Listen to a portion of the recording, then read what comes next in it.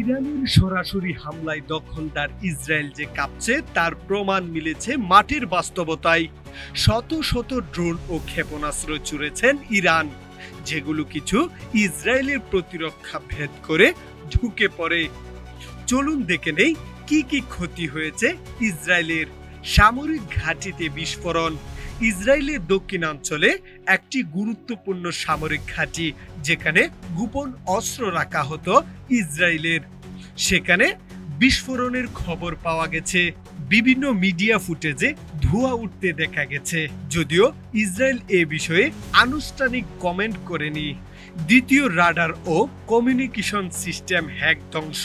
Drone হামলার ফলে কিছু রাডার সিস্টেম ও কমিউনিকেশন টাওয়ার ধ্বংস হয়েছে বলে দাবি করেছে আন্তর্জাতিক পর্যবেক্ষক সংস্থা। এর ফলে সামরিকভাবে ইসরায়েলের বিমান প্রতিরক্ষা ব্যবস্থা বিঘ্ন ঘটে। বেসামরিক এলাকায় আতঙ্ক। হামলার প্রভাবে তেল আবিব বিভিন্ন শহরে আতঙ্ক ছড়িয়ে পড়ে। বেশ কিছু স্কুল, হাসপাতাল ও মার্কেট বন্ধ রাখা হয়।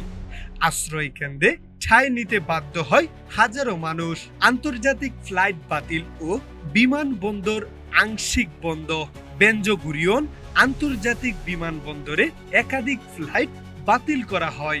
সামরিকভাবে বিমান চলাচলে বাধা পড়ে, যা ইসরায়েলের অর্থনীতিতে প্রভাব ফেলতে পারে। মনোবল ভাঙা ও রাজনৈতিক চাপ। এই হামলা ইসরায়েলিদের মনে এক ভয়ঙ্কর বাস্তবতার বার্তা দিয়েছে। ইরান চাইলে সরাসরি ঘরে ঢুকে আঘাত করতে পারে।